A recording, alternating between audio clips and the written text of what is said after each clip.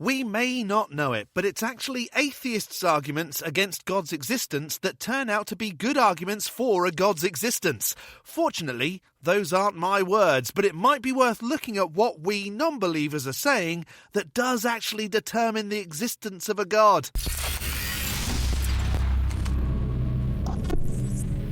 Hello, I'm the Skeptic, the British floating circle that watches people make extraordinary claims, and then I explain why I don't accept what they're saying. What are we saying now that proves that gods exist? Because I'd like to say it more so those pesky imaginary sky beings turn up and prove that they are actually real. Ear to Hear, a big old YouTube channel with 140,000 subscribers and only 23 videos, is here to help Christians study their Bibles with confidence and then confidently say something dopey like atheists' words actually prove a God. So before we hear exactly what it is we say that makes the undemonstrated suddenly exist, if this isn't your first Skeptic video, hit the like, the subscribe and the bell, and maybe we can make the algorithm suddenly get the right videos for you. And a super thanks to those that hit super thanks in some recent videos. Fred Harvey, Megatron Jenkins, and Extra Large Deal Dough. Lisa the Rainbow Giraffe bestows leaves upon you all. More hen. So, tell me what I'm saying wrong then, that apparently is right for theists. If God exists, why would God engineer an animal to be at the top of the food chain that is so filled with greed? Why would God tolerate crime and murder and all the horrible things that we see today? What if I told you that this argument Joe Rogan just made against God's existence is actually a better argument in favor of God's existence? I'd say, hang on, doesn't Joe Rogan believe in a God, and therefore whatever he's saying is probably to try and strawman atheism? Though I can't confirm that, obviously. In fact, many popular atheists are making good arguments that God exists all of the time if you listen carefully. But if you actually got your morals, if you got your moral values, the Old Testament or the Quran, you would be stoning adulterers to death and stoning people to death for breaking the Sabbath and doing sacrifices, human sacrifices and animal sacrifices. All sorts of horrible things. Do you hear the contradiction? No. How about this one? Old Testament God was all wrath and ego, a petty, vindictive rageaholic. So you may be thinking at this point, how in the world are these arguments for God's existence? They kind of seem like good arguments against his existence. Well, no, they sound like bad reasons to worship said being if it did exist. Well, don't go become an atheist just yet, because in this video, I'm going to prove to you that God exists using these as well as other atheists' own words. Almost every atheist I've listened to contradicts their own atheistic worldview in order to make an argument against God. Let me explain. Take a look at these 3 drawings. Which one looks the best to you? Why did you choose the one you did? You most likely chose the one you thought looked most like the original, the famous Mona Lisa. You knew that each of these sketches were flawed copies of the original masterpiece. In other words, you were comparing them to an objective standard. No. I was thinking they were good sketches of something that already existed, but I guess we have to put up with words being put in mouths. Now let's replace each of the sketches with the statement from each of our 3 atheists. Joe Rogan says, why would God tolerate murder, implying murder is wrong? Joe isn't an atheist, but I'll listen to what you have to say and just ignore the murder statement for now, since I think I know where that's going. Richard Dawkins says that making human sacrifices are horrible things. Bill Maher says that the Old Testament God was a petty, vindictive rageaholic. By the way, I just want to say that there are answers against these claims against the biblical God, which I'll answer later in the video. But first, I just want to ask, Joe, how do you know murder is wrong? Yep, knew that was coming. Because it goes against the well-being of the species, and if I thought it was okay to murder, then I should be okay with folks trying to murder me, and I'm really not. But if you need a God to tell you not to murder, and can't realise it on your own,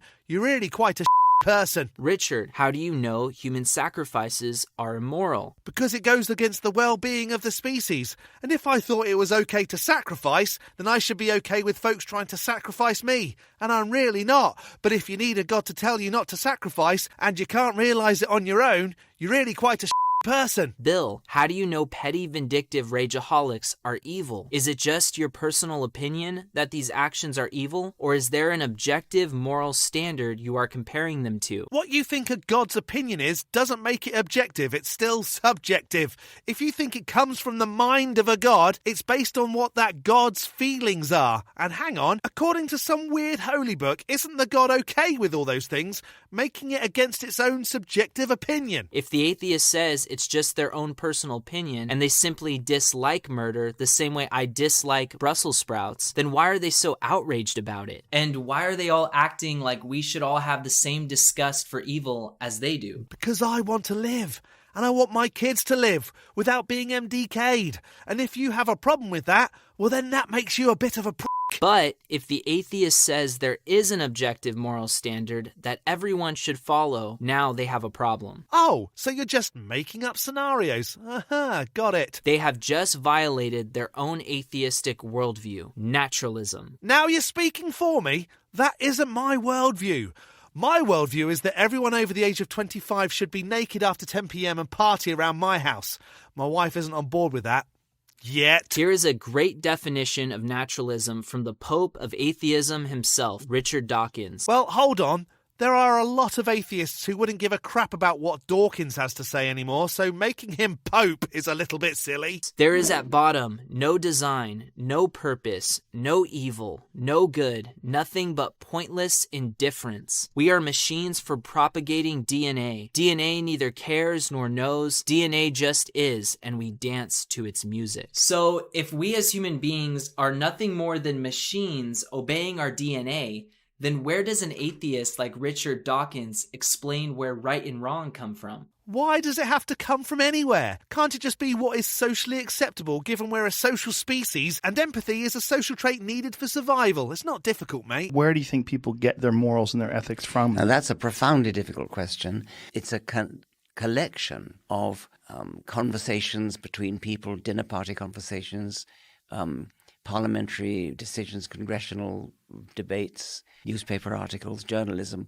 All these things conspire together to produce something in the air, something that defines a given century or maybe even a given decade with the moral values of that decade. According to Dawkins, morality is whatever a society of a specific decade decides is right and wrong. So then, does that include Nazi Germany in the 1940s? Were the Nazis justified in the Holocaust? Well, obviously not, because many people saw what that idiot was trying to do and tried to fight against it happening. After all, the Nazis were voted into power and created laws that made it legal to exterminate the Jews. According to Dawkins' logic, those were the most moral actions for that society in that decade. Yeah, no.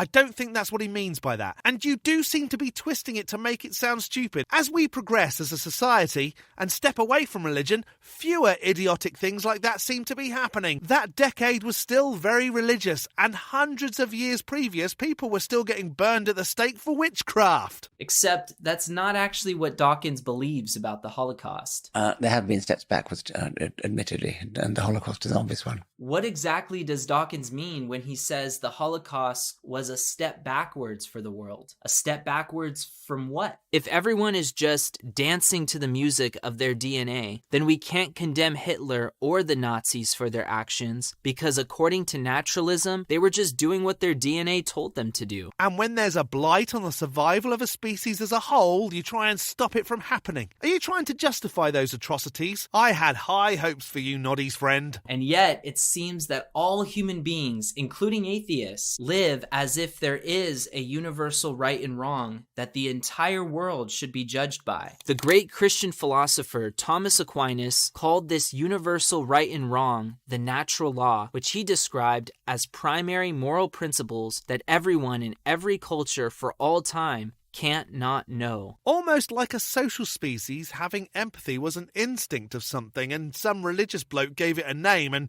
probably attributed it to a god. And then because something that naturally happens is demonstrable and some loud bloke said it was because of a god, folks just started accepting that explanation and the belief in the undemonstrated. It's weird, that. He described these moral principles as the foundation everyone uses for all moral decisions. But hold on a second, the atheist says. The moral values of any particular century are markedly different from those of other centuries, even decades. So in the 21st century, we here now have moral values which are really significantly different from 100 years ago, or 200 years ago, or 300 years ago. Dawkins really grates on you, right? But yeah, for crying out loud, they thought it was okay to own people as property a few hundred years ago. Of course things were different. It doesn't make it right. They probably didn't have as many folks saying, this is stupid, there isn't a God, we shouldn't be doing this back then. Yes, it's true that different cultures across history may appear to not share the same morality, but they share a lot more than you might think. Take the Waodani of Ecuador in the 1950s, for example. This was a tribe that was constantly murdering each other with spears daily. They seemed to have no value for human life. At least, that's what everyone thought until someone from their tribe escaped, learned English, and explained why the tribe was spearing each other to death. The Waodani were spearing each other mostly out of revenge for previous murders and theft. They knew that it is wrong to murder and steal. They actually did have a concept of moral justice. In a similar way, the ancient Aztecs, who conducted thousands of annual human sacrifices, did so because they believed that the sun needed human sacrifice as nourishment in order to provide the necessary sunlight for their crops to grow. Bad beliefs lead to bad behaviours. What's your point? Because halfway through your video, there's been nothing to demonstrate a God. At the root, they did not have different moral principles than we do today. They just had a false perception of reality based on a false religion. No one can invent a new moral value any more than someone can invent a new color. Any so-called new color must be a combination of the primary colors. In the same way, any so-called new moral value must be a combination of the primary moral principles. Yeah, I don't think that's how it works. That's like saying one old religion says it's okay to sacrifice people with white hair, and another old religion saying it's okay to sacrifice people on Saturdays, and then a whole new religion saying, well, those were morally okay, so now our religion says it's okay to sacrifice white-haired people on Saturdays. So then if there are primary moral principles that are the same across time and across cultures, then the question becomes, where do we get these primary moral principles from? Don't you dare say you're God, because belief in that one hasn't been around for as long as the sun gods or whatever those other folks were killing in the name of. Our DNA or God? As atheist Michael Roos says, morality is just an aid to survival and reproduction. Any deeper meaning is illusory. Many atheists only believe what can be studied through the scientific method. For this reason, atheists must believe that morality is just an illusion. No, I accept that it's an instinct social species need to survive, in that we determine what will continue the success of the species. If we all killed each other, then there wouldn't be a species left. And if we all don't kill each other, then we have more friends to go drinking with on a Saturday night. Oh, who am I kidding? I'm a dad. I haven't been out on a Saturday night in ages. Because there is no such thing as a morality molecule that they can put under a microscope and study. They believe that just like animals, what we call morality is nothing more than what they call a herd instinct. In the animal kingdom, certain animals sometimes appear to display selfless actions for the good of the herd. Atheists believe this is an instinct that has developed over time as a result of evolution. These selfless actions help to keep the species as a whole alive and reproducing. But that doesn't require the God I believe in, so I can't accept it. Wah, wah, wah. But is that really what's happening when we as humans are kind and loving to one another? Is morality really just our herd instinct keeping our species alive and reproducing? If this is true, then we don't have to be any more moral than animals. We are animals. If a sea lion forcibly mates with another sea lion to reproduce more sea lions for the growth of the herd, then wouldn't that be the most moral thing for humans to do also? Ew, are you really trying to approve rape? Do you need to find a reason to make rape okay? Wow, how to tell the world you're a shitty person. Good job. So then why is this atheist so upset when a human being does the same thing? Basic empathy. If it was okay to go around raping, I'm okay with being raped. Would you be okay with being raped, you weird football trophy? Fraulein Freitzel, locked in a dungeon 24 years, raped most nights by her father, 7 children of me. One of them died, perished. She prayed, she beseeched heaven. Why did heaven do nothing?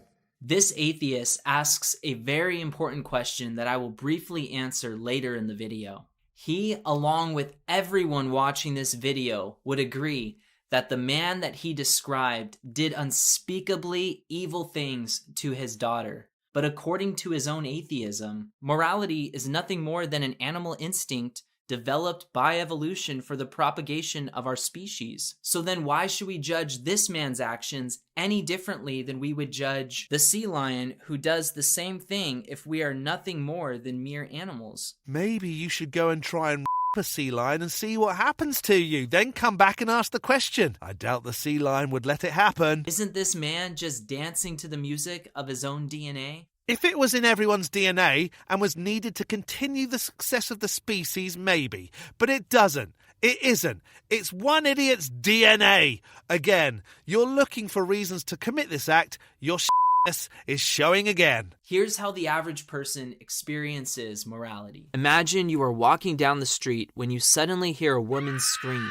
You turn to see the woman being attacked by two men. Your first instinct is to help her. This is your herd instinct telling you to help your own kind. But then this thought comes into your mind. Leave it be.